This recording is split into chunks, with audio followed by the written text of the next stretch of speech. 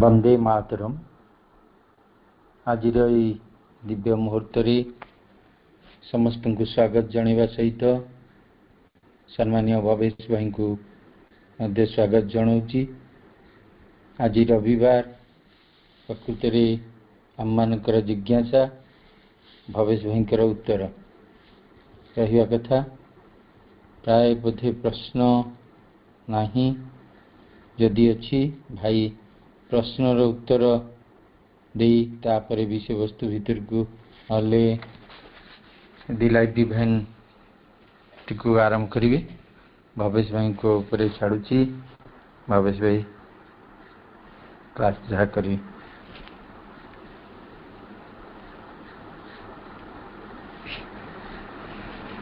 भवेश भाई आरंभ करंतु। प्रश्नकर्ता जी थिबे से प्रस्तुत होथिबे।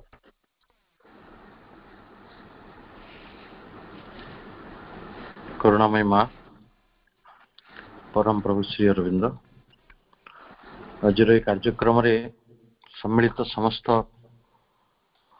भाई भौणी मान अंतर अनेक अनेक स्वागत एवं अभिनंदन मध्य, कारण प्रभुंकर प्रज्ञा यात्रा आम निजक सामिल कर पारिछंती। आज एक प्रश्न रही। प्रश्नटी शरत भाई बड़बिल पठे। प्रश्नटी सत्यसत्ता और मनर वर्किंग्स को नहीं प्रश्नटी को पढ़ुची, दीर्घ अच्छे।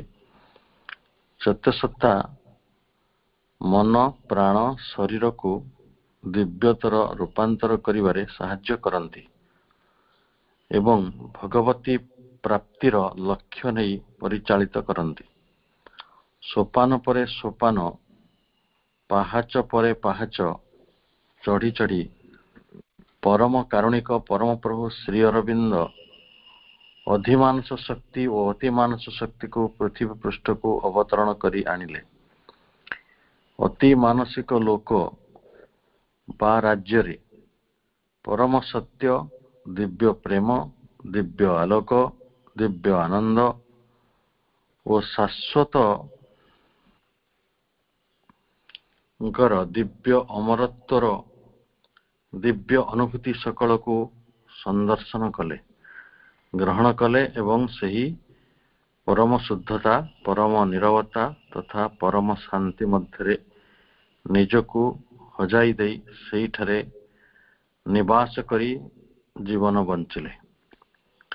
यही पार्थिव जगत पाई एक महत्तम तथा सर्वोत्तम आविष्कार पथ उन्मोचित करी ज्योतिर्मय भवितव्यर संदेश बहन पूर्वक भगीरथ साजी केते कथा बुझाई दे गले।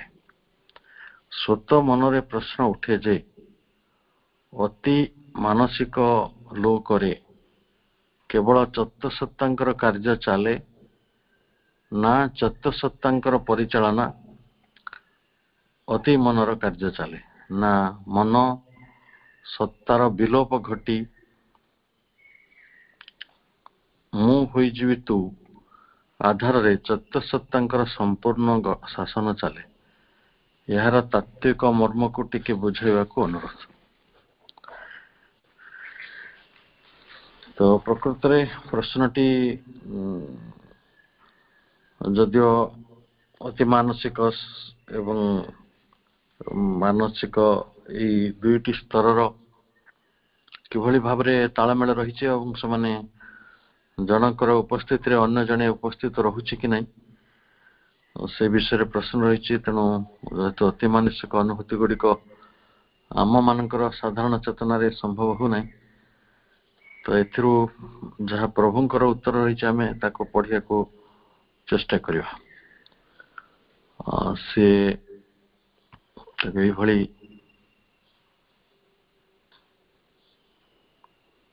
कहउछंती जे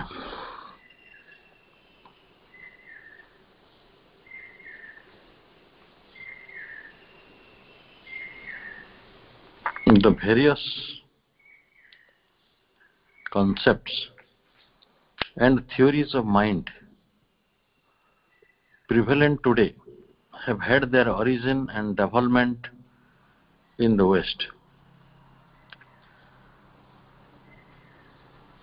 ସେଥିରେ ଆମେ ଯୋଉ ମନସ୍ତତ୍ୱର କଥା ପଢୁଛୁ, ଏଇ ମନସ୍ତତ୍ୱର ଆରମ୍ଭ ଆଉ ତାର ବିକାଶ, ଏଇ ଯୋଉ ତତ୍ତ୍ୱ ଗୁଡ଼ିକର ମନ ସମ୍ପର୍କରେ ପ୍ରକୃତରେ ସେଟା ବେଶୀ ସାଇଣ୍ଟିଫିକ ୱେରେ ବିଦେଶରୁ ଆସିଥିଲା, କିନ୍ତୁ ପାଶ୍ଚାତ୍ୟ ପୃଥିବୀରୁ। କିନ୍ତୁ ପ୍ରକୃତରେ ତା ପୂର୍ବରୁ ଭାରତରେ ସେଟା ଥିଲା, ସେଟା ଗୋଟେ ଇଣ୍ଟରମିଙ୍ଗଲିଂ, ମିଶ୍ରଣ ହେଇକି ଥିଲା, ତାକୁ ଉଦ୍ଧାର କରିବାକୁ ପଡୁଥିଲା। ସ୍ୱତନ୍ତ୍ର ବିଜ୍ଞାନ ଭାବରେ ତା ଆତ୍ମପ୍ରକାଶ କରିନଥିଲା। ଅଧ୍ୟାତ୍ମ ବିଜ୍ଞାନ ସହିତ ମନୋବିଜ୍ଞାନ ଜଡ଼ିତ ହେଇଥିଲା। ଯେଭଳି ମୁଁ ଆପଣଙ୍କ କଥା କହୁଥିଲି, ଶ୍ରୀକୃଷ୍ଣ ଥିଲେ first psychologist of the world, ଯିଏ ଡିପ୍ରେସନରେ ଥିବା ତାଙ୍କର ଶିଷ୍ୟ ଅର୍ଜୁନଙ୍କ ପାଇଁ ଗୋଟେ କାଉନସେଲର ଭୂମିକା ଗ୍ରହଣ କରିଥିଲେ। ତେଣୁ ସମଗ୍ର ଭଗବତ ଗୀତା ହେଉଛି ଗୋଟେ କାଉନସେଲିଂ କନସେପ୍ଟ। କିନ୍ତୁ ଏମିତି ଚିନ୍ତା କଲେ ଭଗବତ ଗୀତା ଏକ ଅଧ୍ୟାତ୍ମ ଶାସ୍ତ୍ର, ତାକୁ ଆମେ ତ ମନୋବିଜ୍ଞାନର ଶାସ୍ତ୍ର ଭାବରେ ମାନି ନାହାନ୍ତି। ତେବେ ବର୍ତ୍ତମାନ ଆମକୁ ମାନିବାକୁ ପଡିବ ଯେ ଏଇ ଯୋଉମାନେ ତାକୁ ସିଷ୍ଟମାଟାଇଜ କରିଛନ୍ତି, ତାକୁ ଅଧିକ ଭାବରେ ସ୍ପଷ୍ଟ କରିଛନ୍ତି, କ୍ଲିୟର କରିଛନ୍ତି, ସେମାନଙ୍କୁ ଆମେ ୱେଷ୍ଟର୍ଣ୍ଣର୍ସ କହୁଛୁ। ଓକେ, ହେଲେ ଏଥିରେ ଦ୍ୱିମତ ବି ରହିଛି। ଆମର ପ୍ରାଚ୍ୟରେ ଅଧ୍ୟାତ୍ମ ବିଜ୍ଞାନ ଗୁଡ଼ିକରେ ମନୋବିଜ୍ଞାନ ଆସିଥିଲା ଇଣ୍ଟିଗ୍ରେଟ ଫର୍ମରେ, କିନ୍ତୁ ତାକୁ ଏଷ୍ଟାବ୍ଲିଶ କରିବା ପାଇଁ ଏବେ ଆମେ ସିନା ଅଣ୍ଟା ଭିଡୁଛେ, କିନ୍ତୁ ସେଦିନ ହୁଏତ ଆମ ପାଖରେ। ତେଣୁ ଆମେ ଦେଖୁଛୁ ଯେ ସିଗମଣ୍ଡ ଫ୍ରଏଡ, କାର୍ଲ ଜଙ୍ଗ, ଆଡଲର, ଏମାନେ ଗୋଟେ ପ୍ରକାର ସାଇକୋ ଆନାଲିଟିକାଲ କନସେପ୍ଟକୁ ଡେଭଲପ କଲେ। ଯଦି ମାନେ ବିହେଭିୟରାଲ ସାଇକୋଲୋଜିର କଥା କୁହାଯିବ, ଯୋଉଥିରେ ଗିଲବର୍ଟ ରାଇଲ ମୁଖ୍ୟ କାମ କରିଛନ୍ତି। ଯଦି ଜେଷ୍ଟାଲ୍ଟ କନସେପ୍ଟକୁ ଯିବେ, ତାହେଲେ ଯୋଉଥିରେ ୱେରଭାଇମାର, କଫକା ଏବଂ କୋଏଲର ଭଳି ବୈଜ୍ଞାନିକ ମାନେ କାମ କରୁଛନ୍ତି। ଏଭଳି ବହୁ ବ୍ୟବସ୍ଥା, ଦୀର୍ଘ ତାର ତାଲିକା, ଆମେ ସେଥିରେ ଯାଉନୁ, କାରଣ ଆମକୁ ସେଇଟା ପ୍ରଶ୍ନ ନୁହେଁ। ଆମ ପ୍ରଶ୍ନ ହଉଛି ଏଇ ଯୋଉ ଡିସ୍କସନ ଗୁଡ଼ିକ ଘଟିଛି, ଯେତେ ବହୁ ଦୀର୍ଘ, ପ୍ରକୃତରେ ଜଣେ ମୋ ଥରେ କ'ଣ ଗୋଟେ କାମ ପଡ଼ିଲା, ଆମ ପର୍ସନାଲିଟି ଡେଭଲପମେଣ୍ଟ ଉପରେ ଗୋଟେ ଆର୍ଟିକଲ ଖୋଜୁଥିଲି। ମୁଁ ଦେଖିଲି ପର୍ସନାଲିଟି ଟ୍ରେଟ୍ ଉପରେ ଏତେ କାମ ହେଇଛି ପୃଥିବୀରେ, ଆପଣ ନିଜେ ବି ଅଭିଭୂତ ହେଇଯିବେ। ତ the outcome of such discussion ଦେଖିବା is that mind is mysterious and beyond scientific explanation. ମନଟି ବହୁ ବାଟରେ ରହସ୍ୟମୟ ଏବଂ ଆମେ ସାଇଣ୍ଟିଫିକ ଏକ୍ସପ୍ଲେନେସନ ଦ୍ୱାରା, ଗୋଟେ ସାଇଣ୍ଟିଫିକ ସୂତ୍ର ଦ୍ୱାରା ମନଟିକୁ ବୁଝେଇ ପାରିବା ନାହିଁ। ଯଦିଓ କିଛି ସୂତ୍ର ରହିଛି, କିଛି ଧାରା ରହିଛି, କିନ୍ତୁ ସବୁ ଗୁଡ଼ିକ ନୁହେଁ। ଯଦି ଆମେ ଆଧୁନିକ ମନୋବିଜ୍ଞାନର କଥା ଦେଖିବା, ଯେ ଆଜି ତ ଆମେ କମ୍ପୁଟେସନାଲ ମିନ୍ସକୁ ଆସିଗଲାଣି, ଆର୍ଟିଫିସିଆଲ ଇଣ୍ଟେଲିଜେନ୍ସକୁ ଆସି ସାରିଲାଣି। ତେଣୁ ଏଇ ନେଚର ଅଫ ମାଇଣ୍ଡ କ'ଣ କରୁଛି ନା, କେତୋଟି ଉଚ୍ଚତର ଏବଂ ଯୋଉଟାକୁ କୁହାଯିବ ଶ୍ରୀ ଅରବିନ୍ଦିଆନ ଆପ୍ରୋଚ କୁ ବର୍ତ୍ତମାନ ଆମେ ନୂଆ ଭାବରେ ଗ୍ରହଣ କରୁଛୁ। ଯଦିଓ ଶ୍ରୀ ଅରବିନ୍ଦଙ୍କର ତତ୍ତ୍ୱକୁ 100 ବର୍ଷ ହେଲାଣି, କିନ୍ତୁ ତଥାପି ମଡର୍ଣ୍ଣ ଟ୍ରେଣ୍ଡର ଇଏ ଗୋଟେ ନୂଆ ଧାରାକୁ, ଆମେ ମନକୁ କେତେ ଭାଗରେ ବିଭକ୍ତ କଲେ, ordinary mind, higher mind, illumined mind, over mind, ଆଉ ତାପରେ ଯାଇକି ସୁପର ମାଇଣ୍ଡର କଥା ଆସିଲା। ତାହେଲେ ଏଥିରେ ମନ ସମ୍ପର୍କରେ ଯାହା ଯାହା ଆଲୋଚନା ପାଶ୍ଚାତ୍ୟ ପୃଥିବୀ କରିଛନ୍ତି, ସେ ସବୁଗୁଡ଼ିକୁ ଶ୍ରୀ ଅରବିନ୍ଦ ମଧ୍ୟ ଇନକ୍ଲୁସିଭ କଲେ, ତାକୁ ତା ଭିତରକୁ ଆଣିଲେ। मन संपर्क रे एवं से निजे ही कहले जे योग होची गोटे साइकोलॉजिकल प्रोसेस तार गोटे एस्पेक्ट होची साइकोलॉजिकल प्रोसेस तेणु केवल योग कहले बहुत दिग को नहीं योग होची आमे मांकर चारोटी साधनार कथा जानिछु से mental aspect is one of them मानसिक तपस्या तेणु एठी कहीं की प्रकृत रे श्री अरविंद सेटा करि पारिले ना श्रीकृष्ण भली जेहेतु सी ओभर माइंड रे किछि दिन अवस्थान करथिले देवता मानक राज्य रे अवस्थान करथिले तेणु मनीष मानकर मन को देवता माने जेभली जानि पारंती अंतर्जामी आमे कहूछु देव शक्ति को तो सेही भली भावरे से मध्य मनीषर मन को अनेक बाटरे बुझिथिले एवं तार जो इंफ्रास्ट्रक्चरल दिग गुड़िक रही तार जो इवोल्यूशन मनुष्यर रही और मनुष्य को बटे से एनरिच करे तार मन को समृद्ध करे से दिग गुड़िक देखिछंती एवं इंफ्रास्ट्रक्चर ठारू आरंभ करी ताकू सुप्रास्ट्रक्चर पर्यंत पहुंचैछंती एवं एठी सेटा कंप्लीट आउ होलिस्टिक हिची आमे केतोटी भाई जो प्रश्न पचारुछंती जो अति मानस रो स्पर्श आसिया परे बा उपस्थिति आसिया परे मनर उपस्थिति को नहीं कौन हुए मनटा रहे कि संपूर्ण चतुसत्ता ही मनुष्य को नियंत्रण करते ये संपर्क रे यदि आमे विज्ञान रो उत्तर दो चेष्टा करिवा धरंतु रूपांतर बल रे इवोल्यूशन बल रे गोटे नूतनत्व किसी प्राप्त है तो विवर्तन पुरातन को कौन करे परिवर्तन करे पुरातन ढांचा जगह नुआ ढांचा को आने पुरातनत्व स्थान रे नूतन ताको आनिबा एटा इवोल्यूशन जेमति कि गोटे मांकड़रू रूपांतर ही कि मनुष्यर प्रजाति तैयारी हेतिबो डार्विनिज्म जे सत्य मांकर गोटे लेखा बहुत दिन तले कई जन साधक पढ़ुथिले मोर फ्रेंडली मने पड़ुचे जे मां बोधे कंप्लीट वर्क्स रे को जगह रे कहिसंती जे जो भीतर जोटा को जन्म होछि भी से तार माने कहतो गोटे पुराना प्रजाति रो गोटे नूतन प्रजाति आसुछि गोटे पुराना स्पेसीज भीतर नुआ स्पेसीज आसुछि तार अर्थ न जे पुराना स्पेसीज ता चली जीवो से सेमति रहिबो आमे जदियो एटा यथार्थ उत्तर नहे एटा गोटे उत्तर गोटे प्राक प्रस्तुति मात्र से रहिबा उपरे बहुत कथा निर्भर करुचे आमे देखिबा जे मनीष तैयारी हैला किंतु मांकड़ माने रही छंती जदि आमर जड़ चेतना रु निश्चेतना भीतर प्राणर उन्मेष हैला ताले प्राण मध्य रही एवं जो जड़ चेतना भीतर आमे निजको उत्साहित करथिले ता मध्य रही एवं जेतबळे प्राण चेतना रु मनीष मन चेतना आड़ को विवर्तित होइला मनुष्य जाति आसिला मनुष्य भीतर भी प्राणिकता रही एवं से शारीरिकता फिजिकल एसेंस गुड़िक भी रही बा आमे जदि इवोल्यूशन टाको बुझुथुवा एमती जे आमे प्रमोशन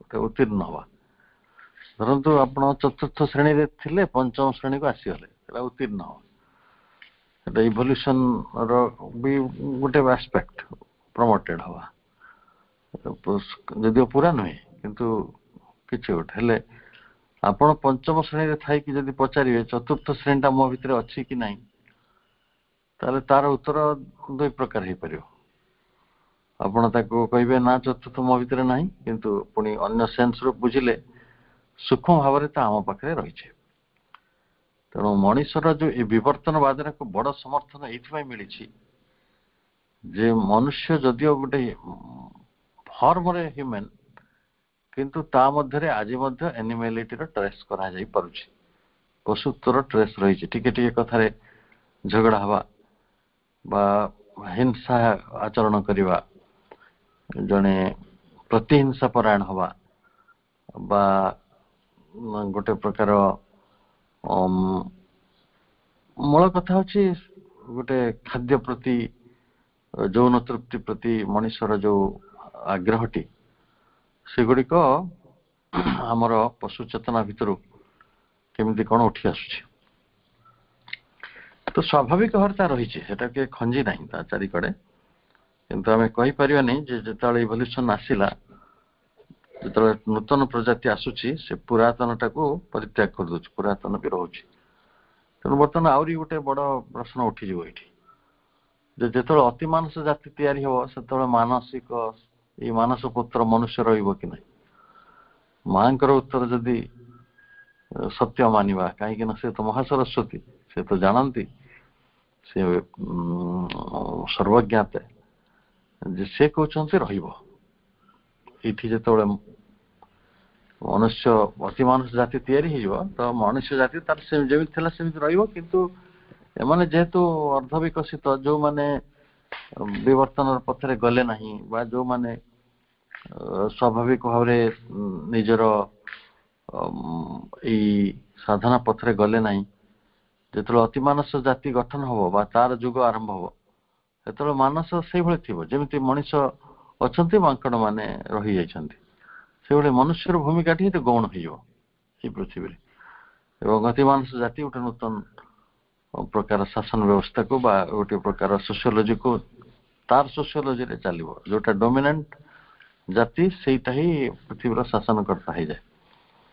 ଅନ୍ୟ ଜୀବଜନ୍ତୁ ମାନେ ତାର ଶାସନକୁ ମାନି ଚଳନ୍ତି, ଏଇଭଳି ବ୍ୟବସ୍ଥା ରହିଛି। ଅବଶ୍ୟ ସେତେବେଳେ ଯୋଉ ସୋସିଓଲୋଜି ଆସିବ ସେଇଟା ସମ୍ପୂର୍ଣ୍ଣ ଅଲଗା।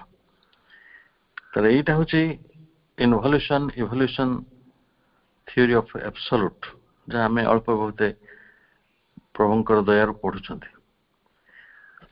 ତାହେଲେ ଏଇଠି କନସିୟସନେସଟି ଯେହେତୁ ମେଟର ଭିତରେ ବହୁତ ସମୟରେ ଇନଭଲ୍ଭ ହେଇ ରହିବାକୁ ବାଧ୍ୟ ହଉଛି, ଜଡ଼ ଯେହେତୁ ଏପର୍ଯ୍ୟନ୍ତ ଆମର ଏକ ଆବଶ୍ୟକତା ରୂପରେ ରହିଛି, ତେଣୁ ଆମେ ଏକଥା ଆଦୌ ଡିସକାର୍ଡ କରିଦେଇ ପାରିବା ନାହିଁ ଯେ ମନର ଭୂମିକା ଆଦୌ ରହିବ ନାହିଁ, ଜିରୋ ହେଇଯିବ ନାହିଁ। କିନ୍ତୁ ଆଜି ଯୋଉ ମନଟି ଅନିୟନ୍ତ୍ରିତ ହେଇ ରହୁଛି, ସେଇଟା ନିୟନ୍ତ୍ରିତ ହେଇପାରିବ। ମନଟି ଯୋଉଟା ଆଲୋକିତ ହେଇପାରୁନାହିଁ, ସେଇ ମନଟି ଆଲୋକିତ ହୋଇପାରିବ। ଆଜି ଯୋଉ ମନଟି ଅନମନୀୟ ହେଇକି ରହିଛି, ସେଇଟା ମଧ୍ୟ ଘଟିବ ନାହିଁ। ଏବଂ ଆଜି ଯୋଉ ମନଟି ଗୋଟିଏ ଅହଂ ଚେତନାର ଗୋଟେ ଭୂମି ହେଇକି ରହିଛି, ତ ସେଇଟା ମଧ୍ୟ ଘଟିବ ନାହିଁ। ସେତେବେଳେ ତାର ଯୋଉ କାରାଗାରର ବନ୍ଧନଟି ଭାଙ୍ଗିଯିବ। ତେଣୁ ସେ କେତେବେଳେ ମୁକ୍ତ ମନରେ ପରିଣତ ହେଇଥିବ, ଗୋଟେ ଓପନ ମାଇଣ୍ଡ, ଆଉ ତାକୁ ଆହୁରି ଅଧିକ ପ୍ରାଞ୍ଜଳ ଭାବରେ କୁହାଯାଇ ପାରିବ ଏନରିଚ୍ଡ ମାଇଣ୍ଡ, ଇଲୁମାଇଣ୍ଡ ମାଇଣ୍ଡ। ସେ ତ ନିହାତି ଥିବ, ହାୟର ମାଇଣ୍ଡ ତ ଥିବ, ଆଉ ଓଭର ମାଇଣ୍ଡ ଦେବତ୍ୱ ତ ରହିବ।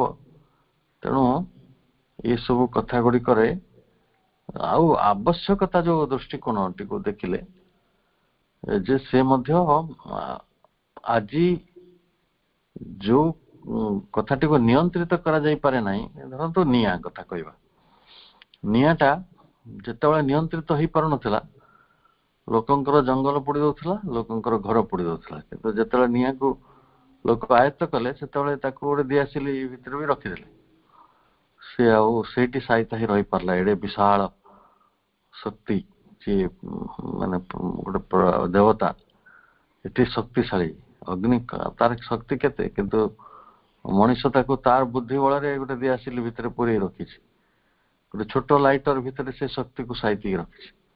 ତେଣୁ ମନର ସେଇ ମହାନ ଶକ୍ତିଟି, ସେ ମନର ଯୋଉ ବିରାଟ ଶକ୍ତି, ତାର ସେ ଶକ୍ତିର ପରିକଳ୍ପନା କରିବା ସାଧାରଣ ମଣିଷ ପକ୍ଷରେ ସମ୍ଭବ ନୁହେଁ। ମନକୁ ନେଇକି ତ ଲୋକେ, ଏଇ ମନ ବୁଦ୍ଧିକୁ ନେଇକି ତ ଲୋକ ଉଡ଼ାଜାହାଜ ଉଡୁଛି ଆକାଶରେ, ମହାଶୂନ୍ୟକୁ ଯାଉଛି, ଅନ୍ତରିକ୍ଷକୁ, କି ମହାସମୁଦ୍ର ଭିତରେ କଣ ଗୋଟେ ସନ୍ଧାନ କରୁଛି। ସେଇ ବୁଦ୍ଧିମାନ ମଣିଷ ଯିଏ ଆଜି କମ୍ପ୍ୟୁଟର ତିଆରି କରିଛି, ମୋବାଇଲ ତିଆରି କରିଛି, ସେଇ ବୁଦ୍ଧିର ମନର ପ୍ରଭାବ।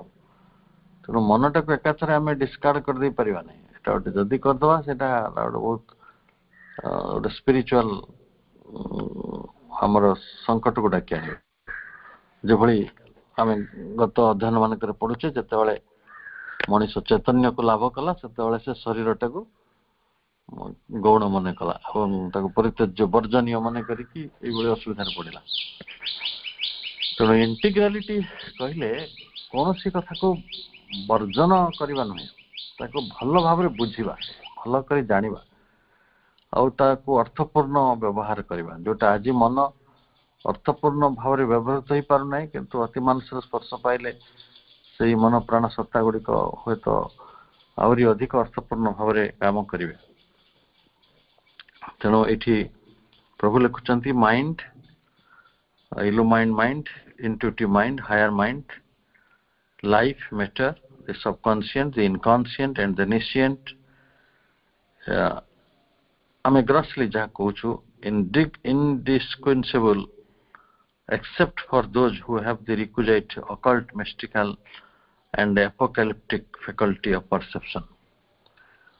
ଏଗୁଡ଼ିକ ଯୋଉମାନେ ବ୍ରହ୍ମ ବିଦ୍ୟା ବା ଗୁହ୍ୟ ବିଦ୍ୟା ବା ଅତି ଯୋଉଟା ଜଟିଳ ତାତ୍ତ୍ୱିକ ଆଧ୍ୟାତ୍ମିକ ବିଦ୍ୟା ରହିଛି ସେମାନଙ୍କ ଉପରେ ବର୍ତ୍ତମାନ ନିର୍ଭର କରିବ ସେମାନେ ତାକୁ କିଭଳି ଭାବରେ ପାର୍ଥକ୍ୟ ତା ଭିତରେ ଆଣିବେ ଆଉ ତାକୁ ଭଲ କରି ବୁଝିବେ।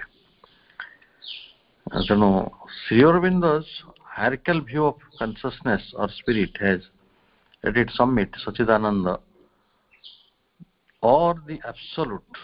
Immediately below that figures the supermind. It mediates Sachidananda to the many, the multiplicity of the world. ଯେଉଁ ସଚିଦାନନ୍ଦଙ୍କ ସହିତ ସମ୍ପର୍କଟି ରକ୍ଷା କରାଯାଇ ପାରୁନାହିଁ ବା ଯେଉଁ ସଚିଦାନନ୍ଦଙ୍କ ସହିତ ଆମର ସମ୍ବନ୍ଧ ସ୍ଥାପିତ ହୋଇପାରୁନାହିଁ, ଆମେ ଜୀବନରେ ଆନନ୍ଦକୁ ଖୋଜି ବୁଲୁଛୁ। ଆନନ୍ଦ କ'ଣ ଟିକେ ଟିକେ ଆମକୁ ଗ୍ଲିମ୍ସ ଦେଇ ଦିଆହଉଛି, ଗୋଟେ ଝଲକ ଦେଇ ଦିଆହଉଛି, କିନ୍ତୁ ପରମ ଆନନ୍ଦ ସାଗରରେ ଆମେ ପହଞ୍ଚି ପାରୁନୁ। ସେ ଆନନ୍ଦ ସାଗରରେ ପହଞ୍ଚିବାର ଆମକୁ ମାର୍ଗଟି ହେଉଛି ଅତି ମାନସର ଅବତରଣ। ଏବଂ ସେତେବେଳେ ନୂଆ ହାୟରାର୍କିକାଲ ଭ୍ୟୁଜ, ନୂଆ ସୋସିଓଲୋଜି, ମାନେ ଥରେ ଗୋଟେ ଚମତ୍କାର ପ୍ରବନ୍ଧ ଆମେ ପଢିଥିଲେ ସତ୍ପ୍ରେମଙ୍କର, ଦି ସୋସିଓଲୋଜି ଅଫ ସୁପରମ୍ୟାନ। ଯେତେବେଳେ ସୁପରମ୍ୟାନ ଆସିବ ସେତେବେଳେ ତାର ସୋସିଓଲୋଜିଟି କ'ଣ ହବ? ଆମ ଭଳିଆ ଆମେ ଯେମିତି ସୋସିଓଲୋଜି କରିଛୁ,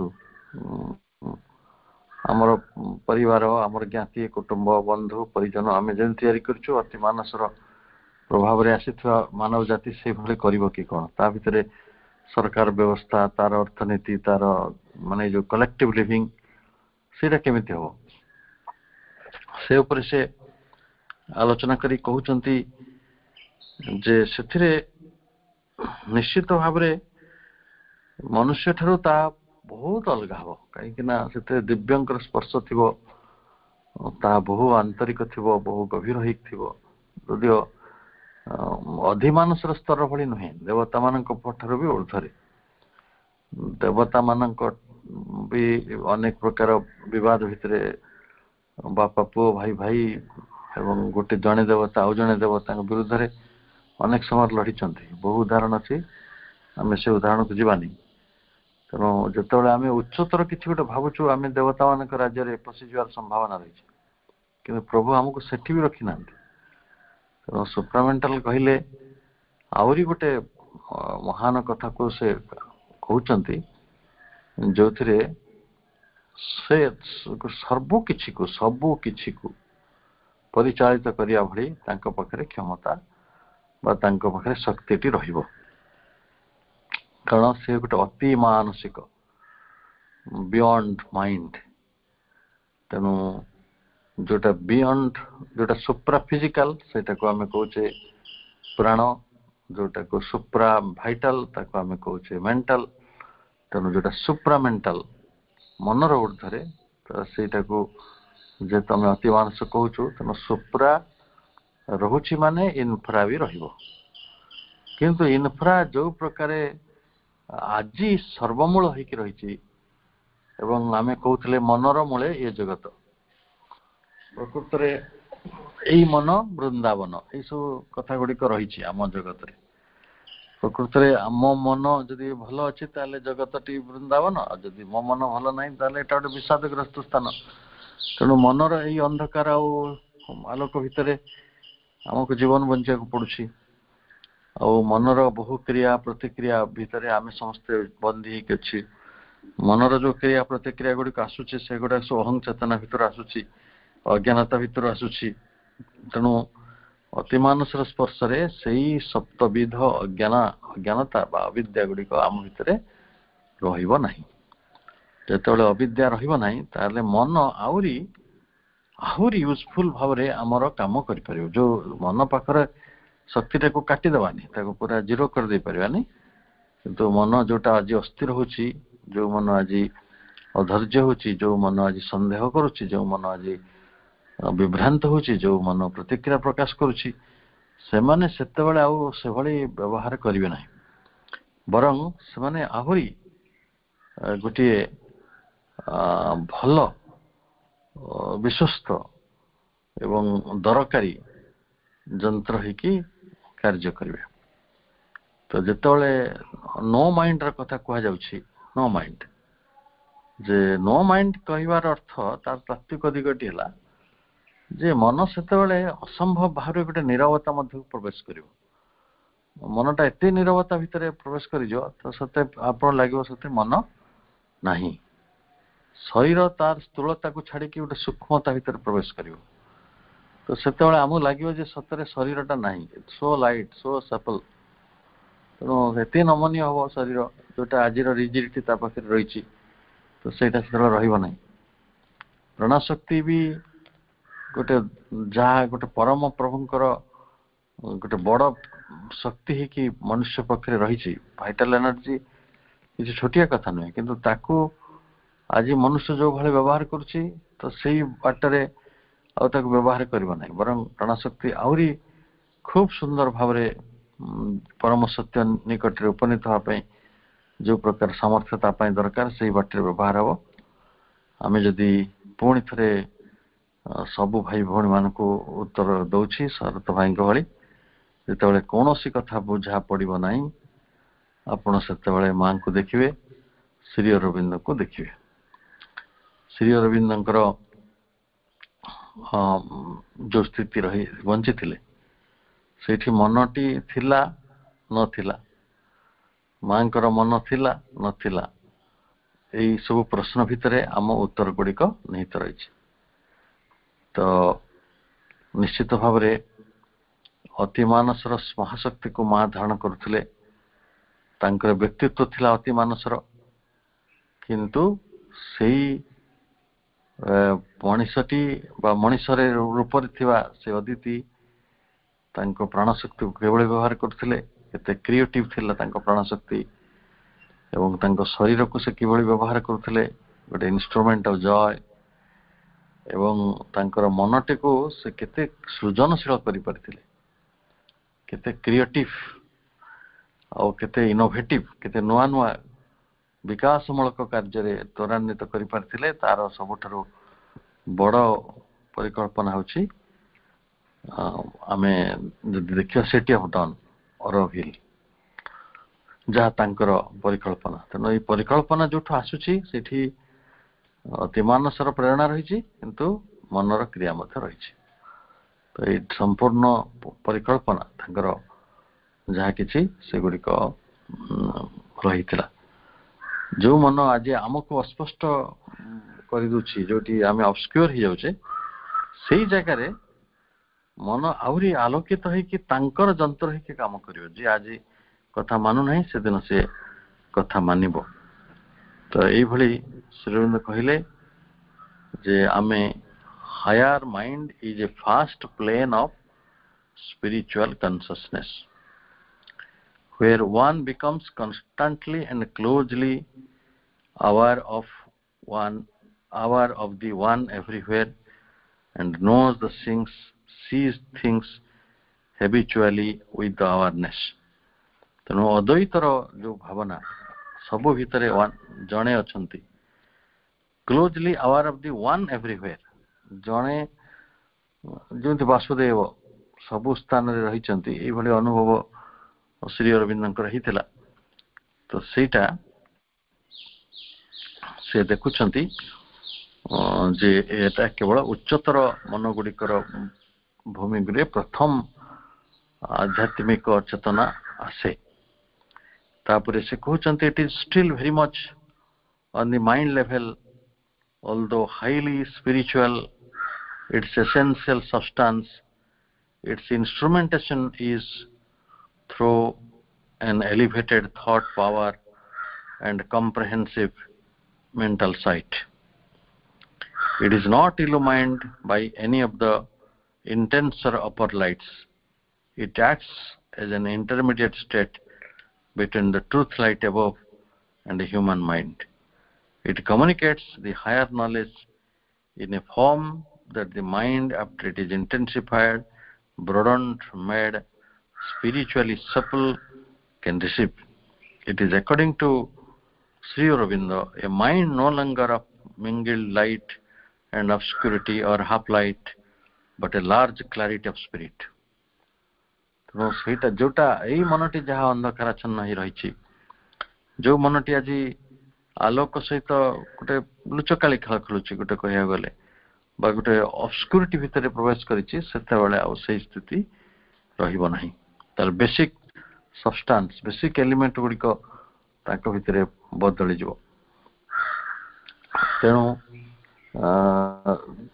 ଯୋଉ ସମ୍ପୂର୍ଣ୍ଣ ବଦଳି ଯାଇଥିବା ମନଟିକୁ ଆପଣ ସେତେବେଳେ ମନ କହିବେ କି କଣ କହିବେ ସେଇଟା ମୁଁ ଜାଣିନାହିଁ। ଧରନ୍ତୁ ମୁଁ ଗୋଟେ ଛୋଟ ଉଦାହରଣ ଦଉଛି। ଗୋଟେ ଛୋଟ ଛୁଆ 5 ବର୍ଷର, 3 ବର୍ଷର, 2 ବର୍ଷର, ତ ଯେଭଳି ଶ୍ରୀ ଅରବିନ୍ଦଙ୍କ କ୍ଷେତ୍ରରେ ବି ଘଟିଥିଲା। ଶ୍ରୀ ଅରବିନ୍ଦ 7 ବର୍ଷରେ ଇଂଲଣ୍ଡ ଚାଲିଗଲେ, ଫେରିଲେ ତାଙ୍କ ବୟସ ଯେତେବେଳେ 21 ବର୍ଷ ହେଇଥିଲା। ତ ତାଙ୍କ ମା ବି ଚିହ୍ନି ପାରିଲେନି। ସେଠୁ ତା ମା କହିଲେ ଇଏ କଣ ଅରୁର, ସେଠୁ ସମସ୍ତେ କହିଲେ ହଁ ସେଇ ହିଁ ଅରୁ। ତାପରେ ସିଏ ତା ମା କଣ କଲେ, ତାଙ୍କ ଶରୀରରେ ଆଙ୍ଗୁଳିରେ ଗୋଟେ ଚିହ୍ନ ଥିଲା, ସେ ଚିହ୍ନଟିକୁ ଖୋଜିଲେ। ତାପରେ ଯେତେବେଳେ ସେ ଚିହ୍ନଟି ପାଇଲେ, ସେଠୁ ମା କହିଲେ ହଁ ହଁ ଇଏ ମୋର ଅରୁ। ତେଣୁ ଆମେ ବେଳେ ବେଳେ ନିଜ ପିଲାମାନଙ୍କୁ ବି ଚିହ୍ନିବାରେ ଭୁଲ ହେଇଯାଏ। ଯଦି ଆପଣ ଗୋଟେ ପିଲାକୁ 20 ବର୍ଷ ଦେଖୁନାହାନ୍ତି, ସେମିତି ସମସ୍ତଙ୍କର ସେ ଅନୁଭବ ଅଛି, ତାହେଲେ ଦେଖିବେ ଆମେ ତାକୁ ଚିହ୍ନି ପାରିବାନି, ଇଏ କଣ ପୁରା ବଦଳି ଯାଇଛି। ତେଣୁ ମନଟି ଯେତେବେଳେ ସମ୍ପୂର୍ଣ୍ଣ ରୂପାନ୍ତରିତ ଅବସ୍ଥାରେ ଆସିବ, ତ ତାକୁ ବର୍ତ୍ତମାନ ମନଟି ଭାବରେ ଆମେ ଚିହ୍ନିବା କି ନାହିଁ। କାରଣ ଏଇ ମନ ଯିଏ ଆମକୁ ଏତେ ଅଚେତନା ଭିତରେ ରଖିଥିଲା, ଏତେ ଅନ୍ଧକାର ଭିତରେ ରଖିଥିଲା, ଏତେ ଅବସ୍କ୍ୟୁରିଟି ଭିତରେ ରଖିଥିଲା, ଏତେ ରୂପରେ ନୂଆ ସ୍ପର୍ଶ ପାଇକି ଆସିଛି, ତାର ନବପଲ୍ଲବିତ ଅବସ୍ଥା।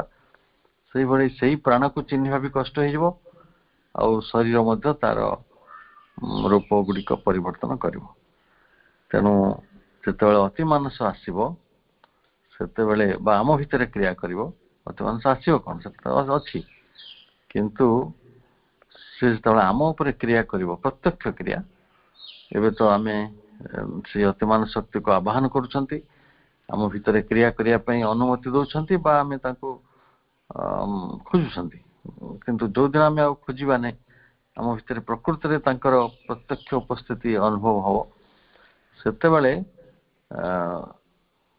ସମସ୍ତେ ଗୋଟେ ନୂତନ ଅବସ୍ଥା, ବ୍ୟବସ୍ଥା ଆଉ ତାର ରୂପରେଖ ଭିତରକୁ ଅଲଗା ଭାବରେ ଆସିବେ, ସବୁ କିଛି ବଦଳିବ। ଏଇ ଯୋଉ ଟ୍ରାନ୍ସଫର୍ମେସନ, ସେଇ ଟ୍ରାନ୍ସଫର୍ମେସନରେ ବର୍ତ୍ତମାନ ଯୋଉ ସଂଜ୍ଞା ଅଛି ମନର, ସେଇ ସଂଜ୍ଞା ସେଠି ଆଉ କାର୍ଯ୍ୟକାରୀ ହେଲା ଭଳିଆ ମତେ କାହିଁ ଲାଗୁନାହିଁ। ପ୍ରଭୁ କହୁଛନ୍ତି ଯେ ସେତେବେଳେ ମଣିଷର ମନ ଆହୁରି ପାୱାରଫୁଲ, ଆହୁରି ମଲ୍ଟିପୁଲ ଡାଇନାମିଜିମ ଭିତରକୁ ଚାଲିଯିବ। ମୁଁ ଛୋଟ ଉଦାହରଣ ମୋ ସାଙ୍ଗମାନଙ୍କ ସହ କହେ ଥଟ୍ଟାରେ, ଯେ ଯଦି 5ଟା କାମ ଗୋଟେ ମଣିଷ ଏକା ସାଙ୍ଗରେ କରିପାରୁନାହିଁ, 10ଟା କାମ କରିପାରୁନାହିଁ, 20ଟା କାମ ଏକା ସାଙ୍ଗରେ କରିପାରୁନାହିଁ, ସେ ତାକୁ ଯଦି ପଚାରିବ ଏଇ କାମଟା କାହିଁ କଲୁନୁ, ନା ସେ ଉପାୟ ଏଇ କାମଟା ଥିଲା, ମୋର ମାଙ୍କର ଦେହ ଖରାପ ଥିଲା, ମୁଁ ତ ସେଇ କାମରେ ରହିଗଲି, ଆଉ ଅନ୍ୟ କାମଟା କରିପାରିଲିନି। ତାହେଲେ ତାଙ୍କୁ କଣ କହିବା? ସେମାନେ ସେଇ ପୁରୁଣା କାଳର ଯୋଉ କୋଣାର୍କ ଟିଭି ନଥିଲା, ଗୋଟିଏ ଚ୍ୟାନେଲ ଖୋଲିବ DD1 ଦୂରଦର୍ଶନ, 1 2 ବି ନଥିଲା, ଖାଲି ଦୂରଦର୍ଶନ ଗୋଟିଏ ଚ୍ୟାନେଲ ଖୋଲିବ, ଆଉ ଚ୍ୟାନେଲ ଖୋଲିବନି। ଆଜି କିନ୍ତୁ ଯଦି ଦେଖିବେ ଟିଭି ମାନଙ୍କୁ, କାହାର 400 ଚ୍ୟାନେଲ ଖୋଲୁଛି, କାହାର 1000 ଚ୍ୟାନେଲ ଖୋଲୁଛି, କାହାର 2000 ଚ୍ୟାନେଲ ଖୋଲୁଛି। ଆଚ୍ଛା, ଯୋଉଟା 2000 ଚ୍ୟାନେଲ ଖୋଲି ପାରୁଛି ସେଇଟା ପୃଥିବୀର ସବୁ ଚ୍ୟାନେଲ ବି ଦିନେ ଖୋଲି ପାରିବ କି ନାହିଁ? ତ ହେଲେ ଟିଭିର ଯୋଉ ରୂପଟି ସେ ବି ବଦଳୁଛି କି ବଦଳୁନି? କୋଣାର୍କ ଟିଭିଟା ଯେତେବେଳେ ଗୋଟେ ସିଙ୍ଗଲ ଚ୍ୟାନେଲ ଆସୁଥିଲା ସେଟା ଯୋଉ ରୂପରେ ଥିଲା, ବର୍ତ୍ତମାନ LED ଯୁଗରେ ଯୋଉ ଟିଭି ଆସୁଛି ସେଟା କଣ ସେଇଭଳି ହେଇକି ଅଛି କି? ତାର ସ୍କ୍ରିନ ବଦଳିଛି, ତାର ଫଟୋ ରିଜଲ୍ୟୁସନ ବଦଳିଛି, ତାର ଇଫେକ୍ଟ ସବୁ ବଦଳିଛି, ଆମେ ତାର ନାନା ପ୍ରକାର ଫଙ୍କସନ ବି ବଦଳିଛି। ଆଜି ଆପଣ ଟିଭିରେ ଖେଳି ବି ପାରୁଛନ୍ତି, ଟିଭିରେ ଆପଣ ୟୁଟ୍ୟୁବ ଦେଖି ପାରୁଛନ୍ତି, ୟୁଟ୍ୟୁବ ନେଟଫ୍ଲିକ୍ସ ଦେଖି ଦେଖି ପାରୁଛନ୍ତି। ପାରୁଛନ୍ତି। ଏଇଭଳି କେତେ ନୂତନ ପରିବର୍ତ୍ତନ ହେଇଛି, ଅର୍ଥାତ୍ ମଲ୍ଟି ଚ୍ୟାନେଲ ସିଷ୍ଟମ ଆସିଛି। ମନ ଯେତେବେଳେ ପାୱାରଫୁଲ ହବ ସେତେବେଳେ ତା ପାଖରେ ଏଇ ମଲ୍ଟି ଚ୍ୟାନେଲିଜିମ ତିଆରି ହବ, ଅଧିକ ଶକ୍ତିଶାଳୀ ହବ, ମଲ୍ଟିପୁଲ ଡାଇନାମାଇଜେସନ, ଏବଂ ସେଥିରେ ମଲ୍ଟିପୁଲ ଆସ୍ପେକ୍ଟସ ଅଫ ନଲେଜ ରହିବ। ଆଜି ମନଟା ଆପଣ ଜଣେ ଯଦି ବୈଜ୍ଞାନିକ ତାହେଲେ ଆପଣ ଦାର୍ଶନିକ ହବାକୁ ଚାହୁଁନାହାନ୍ତି, ଜଣେ ଦାର୍ଶନିକ ସାହିତ୍ୟିକ ହବାକୁ ଚାହୁଁନାହିଁ। ଜଣେ ସାହିତ୍ୟିକ ସିଏ ହୁଏତ ସାଇକୋଲୋଜି ଜାଣିବାକୁ ଚାହୁଁନାହିଁ, ଯେ ସାଇକୋଲୋଜିଷ୍ଟ ସେ ହୁଏତ ଇଂରାଜୀ ସାହିତ୍ୟ ଜାଣିବାକୁ ଚାହୁଁନାହିଁ, ଇଂରାଜୀ ସାହିତ୍ୟ ପଢୁଥିବା ଲୋକ ସଂସ୍କୃତ ସାହିତ୍ୟ ଜାଣିବାକୁ ଚାହୁଁନାହିଁ। ଆମେ ସବୁ ସିଙ୍ଗଲ ଚ୍ୟାନେଲରେ ଚାଲିଛୁ, କୋଣାର୍କ ଟିଭି ଭଳିଆ। ମନର ଏ ସୀମିତତା ସବୁବେଳେ ଯେତେବେଳେ କୁହାଯାଉଛି, ମା କହୁଛନ୍ତି ବା ପ୍ରଭୁ ଯେତେବେଳେ ଲେଖୁଛନ୍ତି ସବୁବେଳେ କହୁଛନ୍ତି ସୀମିତ, ସୀମିତ ମନ। ତ ସୀମିତ ମନଟି ଅସୀମିତ କେତେବେଳେ ହବ? ସେତେବେଳେ ସେଇ ଅତି ମାନସର ପ୍ରଭାବ ଫଳରେ, ଏବଂ ଯେତେବେଳେ ଆପଣ ମଲ୍ଟିଚ୍ୟୁଡ ଅଫ ଆସ୍ପେକ୍ଟସ ଅଫ ନଲେଜ କୁ ପାଇବେ, ଆପଣଙ୍କର ୱେଜ ଅଫ ଆକ୍ସନ ସବୁ ବଦଳିବ, ଆଉ ସେତେବେଳେ ଆପଣଙ୍କର ଫର୍ମସ ଆଉ ତାର ସିଗ୍ନିଫିକାନ୍ସେସ୍ ମଧ୍ୟ ବଦଳିବ। ଆଜି ଯୋଉ ମନଟି ସମ୍ପତ୍ତି ବାଡି ଖୋଜୁଛି, ଯୋଉ ମନଟି ଆଜି ମାନେ ସେଦିନ ମଜାରେ କହିଲା ଡିସିମିଲିଆ ସୁଖରେ ସବୁ ମଣିଷ ରହିଛନ୍ତି। କିଏ କହୁଛି ମୋର ଭୁବନେଶ୍ୱରରେ 5 ଡିସିମିଲ ଜାଗା ଅଛି, କିଏ କହୁଛି 6 ଡିସିମିଲ ଜାଗା ଅଛି, ଖୁସି ହେଇଯାଉଛି। ଦେଖ ସେଇ ମଣିଷଟି ରହିପାରୁନାହିଁ ଏଇ ପୃଥିବୀ ପୃଷ୍ଠରେ। 10 ବର୍ଷ ପରେ ଯଦି ଭାବିବ ଆରେ ଏଇ 6 ଡିସିମିଲ ଜାଗାରେ ତ ମୁଁ ଆଉ ନାହିଁ, ଭୁବନେଶ୍ୱର ଜାଗା ଗୁଡାକ କଣ ହବ? ସେ ରମାକାନ୍ତ ରଥଙ୍କ କବିତା ଭଳି ଆକାଶରେ ତାରା ମାନେ ଥିବେ ଅଥଚ ମୁଁ ନଥିବି। ତାହେଲେ କିଏ ଥିବ? ଆକାଶରେ ତାରା ମାନେ ତ ଥିବେ, ଆକାଶ ଥିବ କିନ୍ତୁ ମୁଁ ନଥିବି। ଏଇ ସମସ୍ୟାରେ ତ ହବନି। ତେଣୁ ମନ ସେଦିନ ଆହୁରି ଶକ୍ତିଶାଳୀ ହବ, ମଲ୍ଟିପୁଲ ଡାଇନାମିଜମ ଭିତରକୁ ଯିବ ଏବଂ ମଲ୍ଟିଚ୍ୟୁଡ ଆସ୍ପେକ୍ଟସ ଅଫ ନଲେଜ କୁ ଆଣିବ। ତାପରେ ୱେଜ ଅଫ ଆକ୍ସନ୍ସ ତା ଭିତରେ ବଦଳିବ, ତାର ସିଗ୍ନିଫିକାନ୍ସ ବଦଳିବ। It is therefore a power that has proceeded from the overmind, but with the supermind as its ulterior origin, but its special character, its activity of consciousness are dominated by thought. It is a luminous thought mind, a mind or a spirit born conceptual knowledge. ଆପଣଙ୍କ ପାଖରେ ଉତ୍ତର ସ୍ପଷ୍ଟ ହେଉଛି ଯେ ଆଜି ଯୋଉ ମନଟି ଚିନ୍ତା ଦ୍ୱାରା ଅଧିଷ୍ଠିତ ହେଇକି ରହିଛି, କେବଳ ଓରିଜ ରହିଛି, ଥଟ୍ସ ରହିଛି, ଆପ୍ରେହେନ୍ସନ ରହିଛି, ଡ୍ରିମ୍ସ ରହିଛି, ହୋପ୍ସ ରହିଛି, ଡେସ୍ପାୟାର ରହିଛି, ଆଶା ବି ରହିଛି, ନିରାଶା ବି ରହିଛି, ଦ୍ୱୈତତା ରହିଛି। ତ ଏଇ ଯୋଉ ପରିସ୍ଥିତି ଅଛି ସୀମାର ଅଜ୍ଞାନତାର, ସେଟା ସ୍ପଷ୍ଟ ରୂପରେ ଦେଖିବ କନସେପଚୁଆଲ ନଲେଜ, ତତ୍ଵଗତ ଜ୍ଞାନ। ତେଣୁ ଆମେ ଯେତେବେଳେ ଏଇ ଥଟ୍ଟା ଗୋଟେ ଲୁମିନସ୍ ଥଟ୍ ହେଇଯିବ, ଆଲୋକିତ ଚିନ୍ତା ହବ, ସେ ଚିନ୍ତାରେ ଆଉ ଅନ୍ଧକାର ନାହିଁ, ସେ ଚିନ୍ତାରେ ନିରାଶା ନାହିଁ, ସେଇ ଚିନ୍ତାରେ ଆଉ ଦୁଃଖ ବେଦନାର ବୋଧ ନାହିଁ। ତେଣୁ ସେତେବେଳେ ଅତି ମାନସିକ ସ୍ପର୍ଶ ମନଟିକୁ ଏଇଭଳି ବାଟରେ ସମ୍ପୂର୍ଣ୍ଣ ପରିବର୍ତ୍ତନ କରିଦେବ। ଆମେ ହୁଏତ ଏଇ ମନଟିକୁ ଚିହ୍ନି ପାରିବାନି, କିନ୍ତୁ ମନ ଯୋଉଟା ଆଜି सिंगल चैनल रे चलुची सेटा मल्टी वेरिएबल चैनल रे परिणत हो ये महाशक्तिशाली यंत्र रे परिणत हो तेणु तार रूपटा ओरिजिनाली रहिबो कि बदलित जीव तेणु सेटा को आपण केमिति ग्रहण करिवे सेटा आपण ऊपर निर्भर करे जे एटा अछि बा नाही एक्जेक्टली सही रूप रे रहिबो नाही एक्जेक्टली सही धर्म रे रहिबो नाही एक्जेक्टली जेमिति आज मनटी अछि सही बाटरे रहिबो नाही तार संपूर्ण क्रिया कलाप तार शक्ति तार सामर्थ्य तार सीमा और तार फंक्शन गुड़िक सब फंक्शन टा बदल जाए कि नहीं आपण कौन सी गोटे नुआ जो स्मार्ट टीवी आसिला आमर जो मोबाइल तो स्मार्ट टीवी एंड्रॉइड टीवी एटा फंक्शन को बदल देला कि नहीं नुआ नुआ फैकल्टीज डेवलप होइला सेतिरे केते कथा आसी परछि आपण हतरे बैंकिंग करि परछंती सेतिरे ड्राइविंग लाइसेंस पे अप्लाई करि परछंती सेतिरे टीका नै परछंती सेतिरे पाठचक्र भी सुनि परछंती तेणु यही पुणी सामर्थ्य गुड़ा बदल बदली बदली चलिकी गोटे इनफाइनाइट निकटरे जो असीम जोड़ा अपरिकल्पनीय आज आम रही से एक अपरिकल्पनीय सामर्थ्य निकटरे सेटा पहुँचो से केते पहुँचो जो मनुष्य प्रस्तुत हो चली गोटे ग्रॉस बॉडी रे जदि एंड्रॉइड फोन टा तो से पुराना टिकटैक मेथड रे दिया पारि कहीं दिहलानी ना सही आधारटी प्रस्तुत है नहीं आधारटी अलग बाटर गति होता तेणु आधार बदलला आधार संगे संगे तार व्यवस्था गुड़िक बदलला से भाई रूपांतर पथटी आमको सही कथाटी को निर्देश करुच्ची जो प्रकृत में आम कौ जगार बदलवा कौ जगार बदलवा नहीं हाँ ये भावटे श्रीरविंद्र बहुत दीर्घ आलोचना रही कारण से तो सुपर माइंड रो प्रवर्तक एवं तार एकमात्र व्याख्याकारी कारण अन्य माने ताको व्याख्या करवा कष्ट कारण जो तो सही अनुभूति को जाई ना केवल दुई जन सुपरमेंटल कॉन्सेप्ट उपरे मां कहिसंती एवं श्री रविंद्र कहिसंती आउ अन्य माने जो माने हमें कहिया को चेष्टा करछे बुझिया को चेष्टा करछे एटा सब डायरेक्ट तांको ठारू आनिछे उधार आनिछे तेनो beyond mind psychological experience finds another power of energy another note in the scale of being एला आपनकर उत्तर से प्रत्यक्ष उत्तर जे जेतेबेले आमे बियॉन्ड माइंड को जिबा अति मानस को जिबा सेतेबेले psychological experience finds another power of energy जो कथाटी मो कहि आस्तले आपनकर मनस्तात्विक अनुभूति गुडी को आउ गोटे शक्ति को लाभ करिवो गोटे अनदर नोट आउ गोटे छंद को लाभ करिवो in the scale of being सत्ता अनुसार आज मन सत्ता को नियंत्रण करुछि किंतु से दिन सत्ता जो कथाटी आपण निजे उल्लेख करछंती सत्ता कहले कैपिटल बीइंग इज योर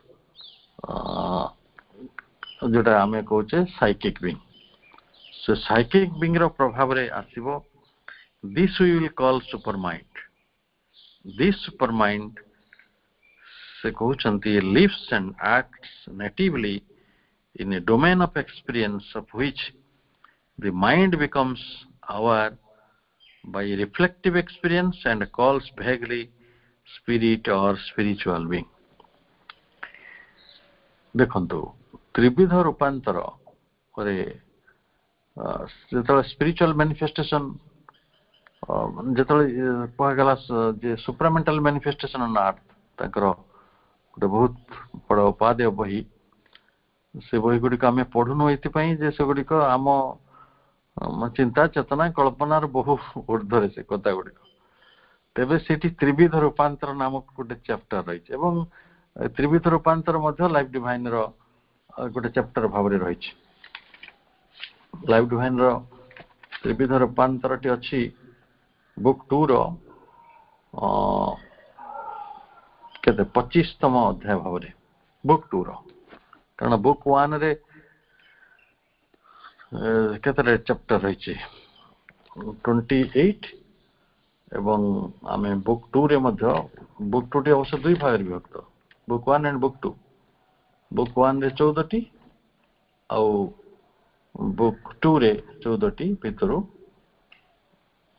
आम देखुचु जे जोटा तांकर 25तम प्रबंध ये 28 टारू से प्रबंधटा हूँ ट्रिपल ट्रांसफॉर्मेशन से तीनोटी प्रोसेस कथा कह प्रथम कह साइकेजेशन चैत्यकरण तापरे डिविनालाइजेशन तापर जाके सुप्रामेंटालाइजेशन तेणु मनीष आगे तो डिवाइन बीइंग हो आज आम प्राणटा को आम कहीपर कि डिवाइन हो गला आम मनटा कौन डिवाइन हो गला ना आम शरीर डिवाइन हो गला तेणु जितेबाला दिव्य शरीर दिव्य प्राण दिव्य मन आसब सेतेबेले जाइकी आम यही सुप्रामेंटालाइजेशन कथा भाभी पारिबा तो से पूर्वर जहाँ किसी आम भाविबा सेटा होची केवल गोटे परिकल्पना ही हम आम according to him super mind is between Sachidananda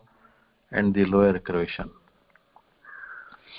এই পার্থিবতা जो लोअर क्रिएशन विश्व आउ तार जे सुप्रामेंटल रियल पावर सचिदानंद से दुई जनक मध्य गोटे बिटवीन ता भितरे दुई जनक भितरे এই অবস্থানটি রহিব সুপ্রামেন্টাল র তেণু supermind is between Sachchidananda and the lower creation it alone contains the self determining truths of the divine consciousness and is necessary for a truth creation আজি পরিস্থিতি ଆପଣଙ୍କ ହାତରେ ନାହିଁ କୌଣସି ଘଟଣା ଆପଣଙ୍କ ହାତରେ ନାହିଁ ଆପଣ ପରିସ୍ଥିତିର ଦାସ ଦୈବ ଆପଣଙ୍କୁ ଯେମିତି ବଞ୍ଚଉଛି ଆପଣ ସେମିତି ବଞ୍ଚୁଛନ୍ତି ତେଣୁ ଗୋଟିଏ ରହିଛି ମାନେ ଓଡ଼ିଆ ସାହିତ୍ୟରେ କଥା କଣ ନା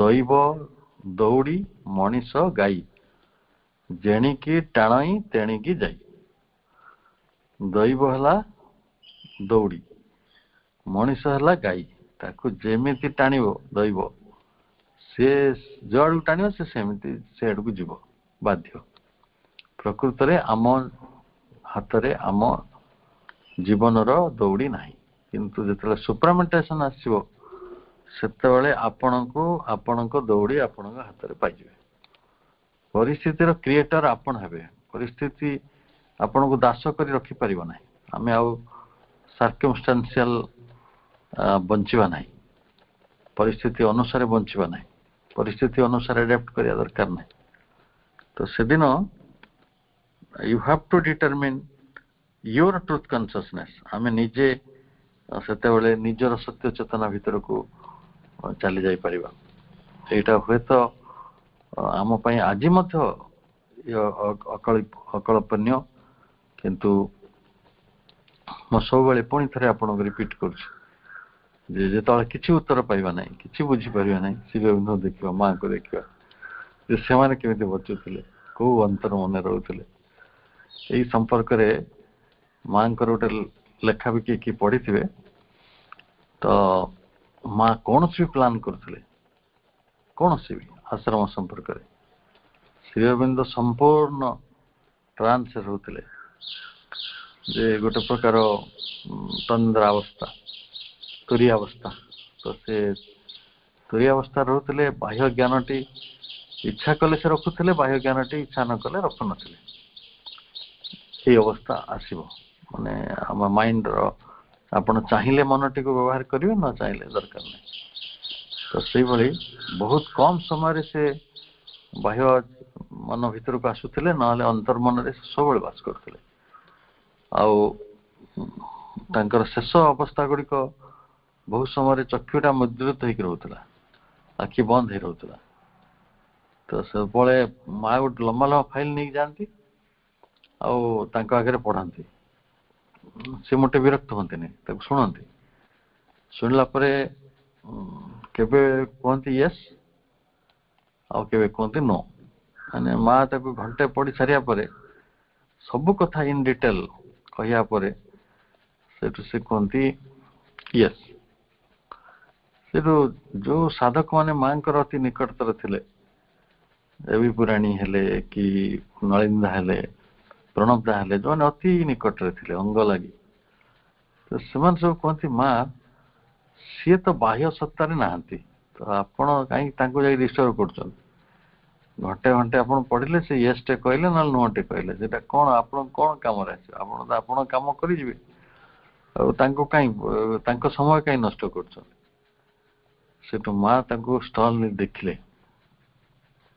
କହିଲେ ଆକ୍ଚୁଆଲି ହ୍ୱାଟ ଇଜ ହ୍ୟାପନିଂ, ଯେ ସେ ୟେସ୍ नो କରୁନାହାନ୍ତି, ସେ ପ୍ରକୃତରେ ଇଟ୍ is a sanction from the divine.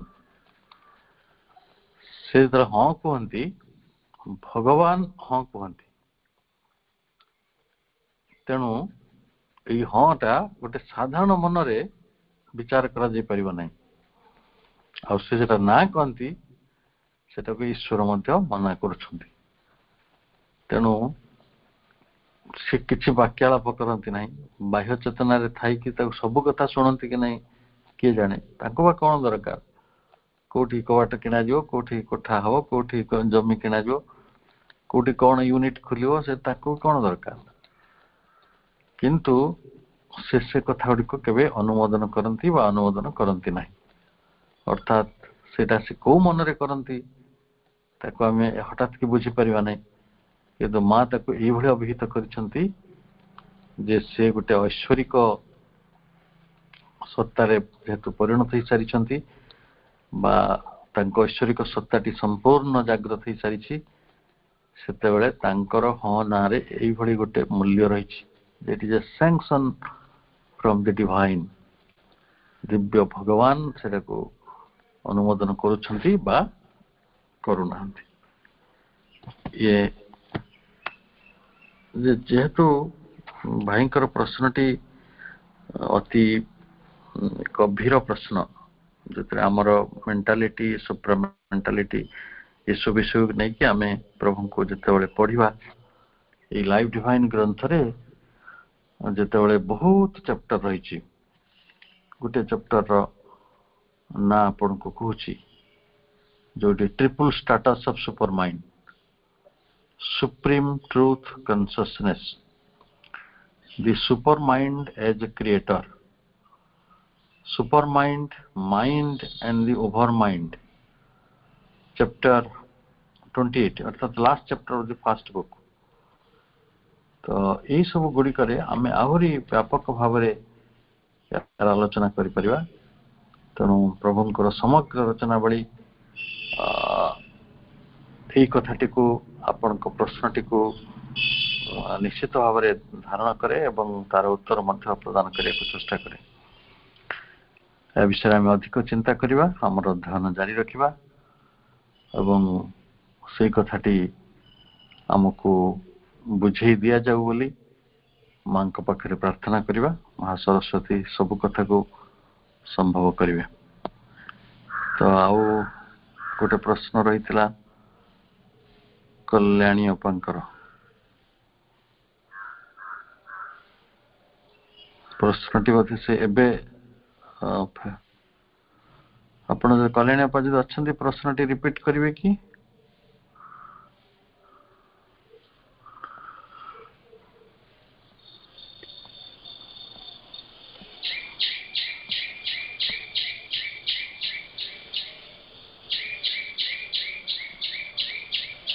हाँ ताले आमे आजिर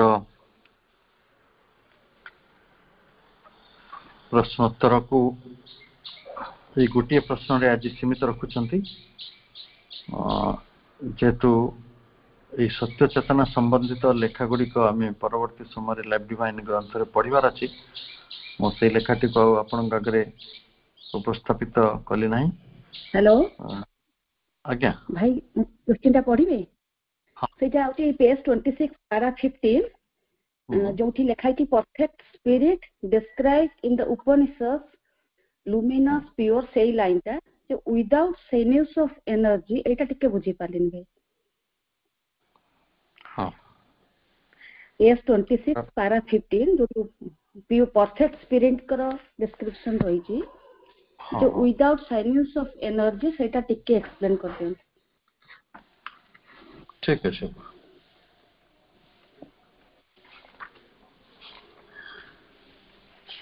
ମୁଁ ସେ ଧାଡ଼ିକୁ ଆସୁଛି।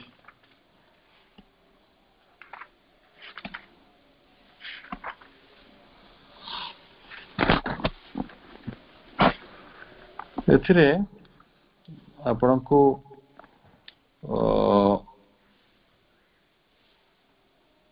जो परफेक्ट स्पिरिट आपण पेज केते नंबर कहले आउ थरे कोन तो पेज नंबर टी नवा बहिरो ना पुराना बहिरो कोन पेज 26 पारा 15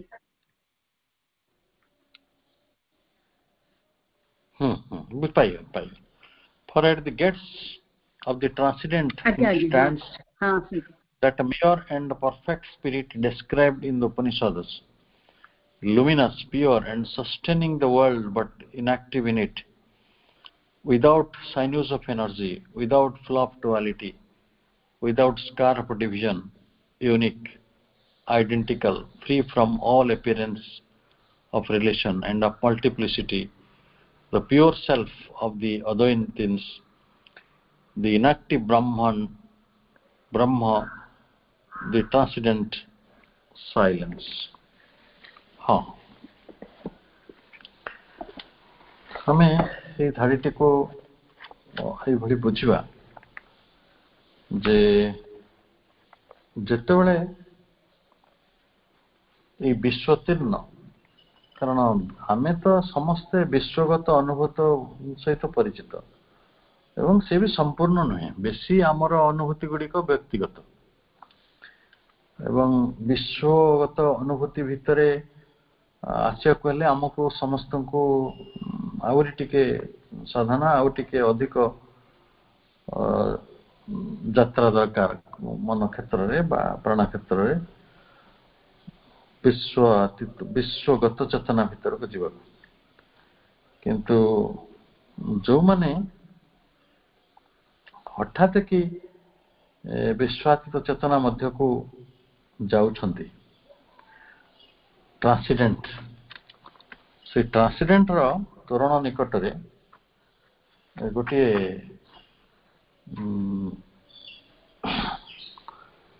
घटना घटुछि कौन घटुछि stand that mere and perfect spirit सिटी परफेक्ट स्पिरिट पूर्ण आत्मिक अनुभव आसुछि जो एमती उपनिषद वर्णना करिछि से उपनिषद रो वर्णना हला लुमिनस एवं तार वर्णना हला प्योर तेणु आमे देखुछु जे जोटा ये सब कथा गुड़िक सहित आमर परिचिति केते रही ऋषि मानकर भी सही असुविधा गुड़िक होता हठात कि से माने गोटे विश्वातीत अनुभूति भीतर प्रवेश करते एवं जिते से माने विश्व चेतना से जो विश्वतीर्ण चेतना भीतर प्रवेश करते से luminous pure sustaining the world ये विश्व को धारण करिछि अथच ता भीतर इनएक्टिव हिक रहिछि निष्क्रिय हिक रहिछि एवं जो शक्तिपुंज गुडी को साइन्यूज ऑफ एनर्जी ताको सेठी भी आमर जो शक्तिर प्रवाह विश्वगत जगत रे हुए से विश्वगत जगत रे बाजे जो विश्वतीर्णता निकट रे होय तो से भली साइन्यूज ऑफ एनर्जी नहीं सेठी हुए तो विदाउट फ्लो ऑफ डुअलिटी सेठी हुए तो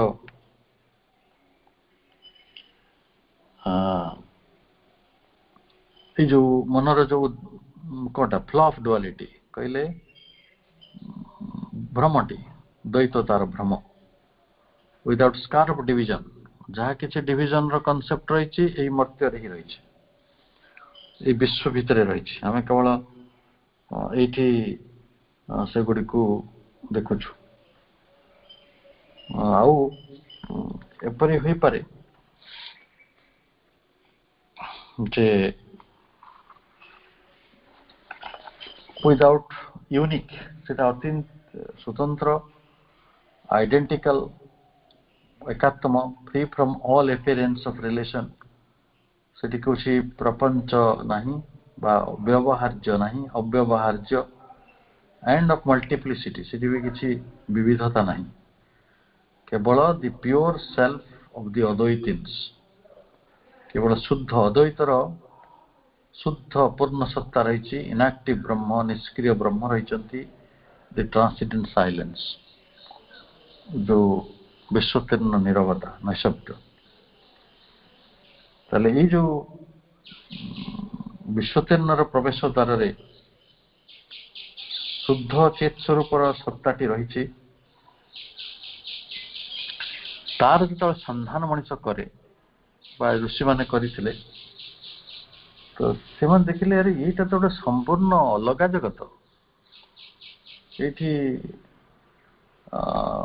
मन जो हठात कि से गेट दे के पास करे and the mind when it passes those gates suddenly without intermediate transitions receives a sense of the unreality of the world ताकू जगतटा अविश्वास्य लगे सतरे ये अनुभूति अच्छी अथच आमे कोठी अच्छु आमे केते तळे अच्छु एमती से तो भाबी दे जेहेतु से ट्रांजिशन दे कि जाई नहीं विवर्तनर पथ दे जाई नहीं गोटे नेचुरल वे ऑफ इवोल्यूशन पथ रे जाई नहीं हठात ताको विश्वतीर्णतार अनुभव मिली तार मनटी से बाटरे ये पृथ्वीटा को अस्वीकार कर दिए जहाँ जगत को मिथ्या घोषणा करिवार मूल कारण तेणु आम आउ थे से कथा गुड़ी को पढ़ा जे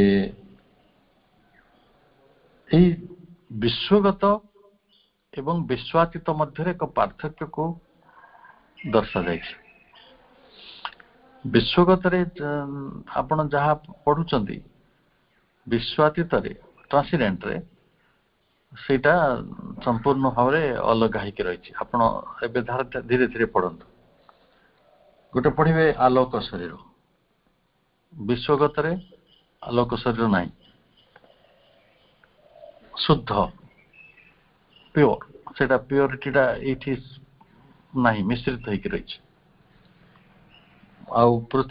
पृथ्वी को धारण करुँच सस्टेनिंग ये तो निजे ताकू धारण करने दरकार पड़े सी तो निजे ताकू किए धारण कर सी केमी धारण कर एवं यहाँ हूँ क्रियार भूमि किंतु सेटा हूँ क्रिया रहित तार भूमि उपनिषद ये वर्णना कर शक्ति संचरण से स्नायु नहीं सेनोज ऑफ एनर्जी अर्थ जे विश्वतीर्णता पाखरे से हे तो प्राणी नाहंती कि से किसी शक्तिर प्रवाहर आवश्यकता नहीं किंतु विश्व रे शक्ति प्रवाहर आवश्यकता रही से तार व्यवस्था गुड़िक रही सेटा सेल्फ लुमिनस होता कारण से शक्तिर किसी आवश्यकता पड़ूना कर्म नहीं तेणु आवश्यकता शक्तिटा कौन दरकार शक्तिटा हूँ कौन कि that is capacity to do work से तो किसी कर्म आवश्यकता नहीं तेणु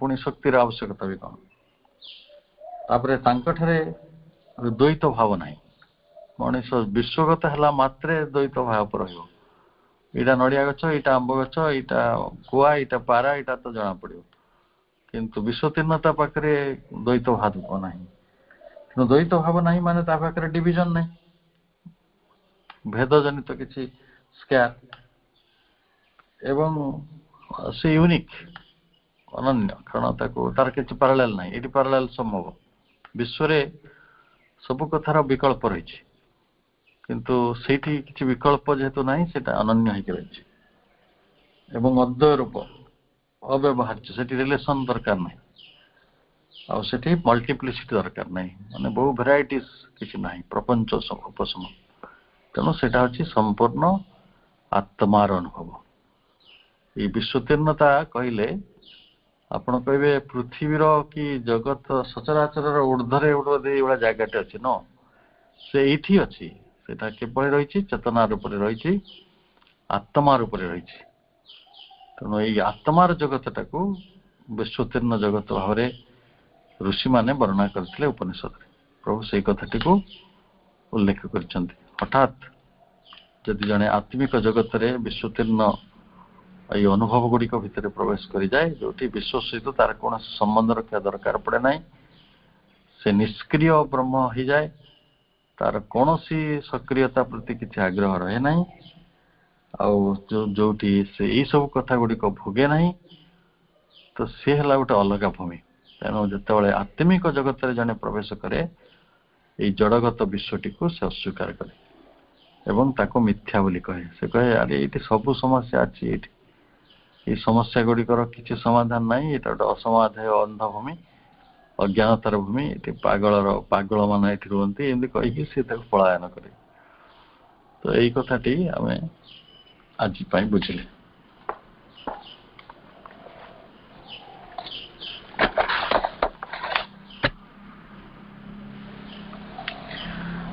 प्रशांत भाई।